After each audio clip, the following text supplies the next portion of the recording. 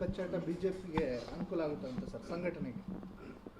ನೋಡ್ರಿ, ನಾನು ಶಾಸಕನಾಗಿ ರಾಜ್ಯದ ಭಾರತೀಯ ಜನತಾ ಪಾರ್ಟಿ ಅಧ್ಯಕ್ಷನಿಗೆ ಒಂದು ಮಾತನ್ನು ಹೇಳ್ತಾನೆ.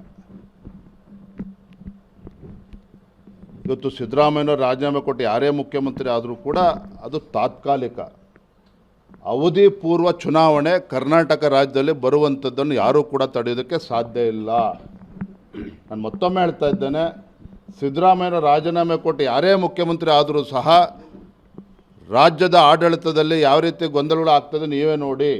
ಅವಧಿ ಪೂರ್ವ ಚುನಾವಣೆ ರಾಜ್ಯದಲ್ಲಿ ಬಂದೇ ಬರ್ತದೆ. ನೀವು ಕೇಳಿರ್ತಕ್ಕಂಥ ಪ್ರಶ್ನೆಗೆ ನಾನು ರಾಜ್ಯದ ಅಧ್ಯಕ್ಷನ ಹೇಳುವಂಥದ್ದು, ನಾವು ಜನರ ಮುಂದೆ ಹೋಗಬೇಕಾಗಿರ್ತಕ್ಕಂಥದ್ದು ನಾವೇನು ಮಾಡ್ತೇವೆ ಅನ್ನೋದನ್ನು. ಆ್ಯಂಟಿ ಇನ್ಕಂಬನ್ಸಿ ಎಲ್ಲವೂ ಕೂಡ ಬೋನಸ್ ಅಷ್ಟೇ. ಅದು ನಾವು ಜನರ ಮುಂದೆ ಹೋಗಬೇಕಾಗಿರ್ತಕ್ಕಂಥದ್ದು, ನಾವು ರಾಜ್ಯ ಜನತೆಗೆ ಏನು ಕೊಡ್ತೇವೆ ಇದರ ಆಧಾರದ ಮೇಲೆ ಪಾಸಿಟಿವಿಟಿ ಮೇಲೆ ಹೋಗಬೇಕಾಗಿರ್ತಕ್ಕಂಥದ್ದು. ಹಾಗಾಗಿ ಎಲ್ಲದಕ್ಕೂ ಕೂಡ ನಾವು ಸಂಘಟನೆ, ನಮಗೆ ಶಕ್ತಿ ಇದೆ. ನಾವೆಲ್ಲರೂ ಕೂಡ ಒಟ್ಟಾಗಿ ಒಂದಾಗಿ ಸಂಘಟನೆನ ಬಲಪಡಿಸಿ ರಾಜ್ಯದಲ್ಲಿ ಮುಂದೆ ಅಧಿಕಾರಕ್ಕೆ ಬರ್ತಕ್ಕಂಥ ನಿಟ್ಟಿನಲ್ಲಿ ನಾವು ಒಟ್ಟಾಗಿ ಒಂದಾಗಿ ಹೋಗ್ತೇವೆ. ನನಗೂ ಅನಿಸಿಲ್ಲ. ಆದರೆ ಕಾಂಗ್ರೆಸ್ ಪಕ್ಷದವ್ರು ಹೈಕಮಾಂಡಿಗೆ ತೀರ್ಮಾನ ಮಾಡಿರೋದ್ರಿಂದ ಅವರಿಗೆ ರಾಜೀನಾಮೆ ಕೊಡಬೇಕಾಗಿರ್ತಕ್ಕಂಥ ಅನಿವಾರ್ಯತೆಯೂ ಇದೆ. ರಾಜೀನಾಮೆ ಕೊಟ್ಟೇ ಕೊಡ್ತಾರೆ. ಯಾರು ಮುಖ್ಯಮಂತ್ರಿ ಆಗ್ತಾರೆ ಅದು ಭಗವಂತನಿಗೆ ಗೊತ್ತು. ಪತ್ರಿಕಾ ಕಚ್ಚಾಟ ಬಿಜೆಪಿಗೆ ಅನುಕೂಲ ಆಗುತ್ತೆ ಅಂತ ಸರ್ ಸಂಘಟನೆಗೆ?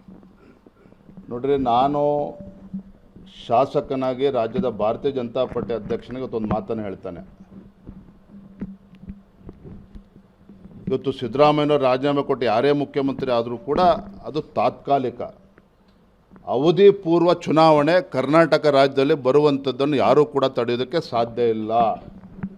ನಾನು ಮತ್ತೊಮ್ಮೆ ಹೇಳ್ತಾ ಇದ್ದೇನೆ, ಸಿದ್ದರಾಮಯ್ಯನವರು ರಾಜೀನಾಮೆ ಕೊಟ್ಟು ಯಾರೇ ಮುಖ್ಯಮಂತ್ರಿ ಆದರೂ ಸಹ ರಾಜ್ಯದ ಆಡಳಿತದಲ್ಲಿ ಯಾವ ರೀತಿ ಗೊಂದಲಗಳು ಆಗ್ತದೆ ನೀವೇ ನೋಡಿ. ಅವಧಿ ಪೂರ್ವ ಚುನಾವಣೆ ರಾಜ್ಯದಲ್ಲಿ ಬಂದೇ ಬರ್ತದೆ. ನೀವು ಕೇಳಿರ್ತಕ್ಕಂಥ ಪ್ರಶ್ನೆಗೆ ನಾನು ರಾಜ್ಯದ ಅಧ್ಯಕ್ಷನ ಹೇಳುವಂಥದ್ದು, ನಾವು ಜನರ ಮುಂದೆ ಹೋಗಬೇಕಾಗಿರ್ತಕ್ಕಂಥದ್ದು ನಾವೇನು ಮಾಡ್ತೇವೆ ಅನ್ನೋದನ್ನು.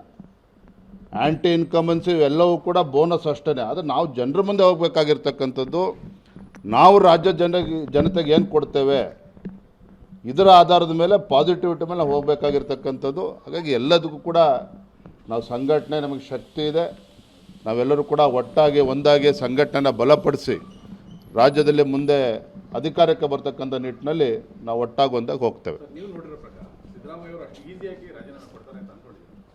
ನನಗೂ ಅನಿಸಿಲ್ಲ. ಆದರೆ ಕಾಂಗ್ರೆಸ್ ಪಕ್ಷದವ್ರು ಹೈಕಮಾಂಡಿಗೆ ತೀರ್ಮಾನ ಮಾಡಿರೋದ್ರಿಂದ ಅವರಿಗೆ ರಾಜೀನಾಮೆ ಕೊಡಬೇಕಾಗಿರ್ತಕ್ಕಂಥ ಅನಿವಾರ್ಯತೆಯೂ ಇದೆ. ರಾಜೀನಾಮೆ ಕೊಟ್ಟೇ ಕೊಡ್ತಾರೆ. ಯಾರು ಮುಖ್ಯಮಂತ್ರಿ ಆಗ್ತಾರೆ ಅದು ಭಗವಂತನಿಗೆ ಗೊತ್ತು. Thank you.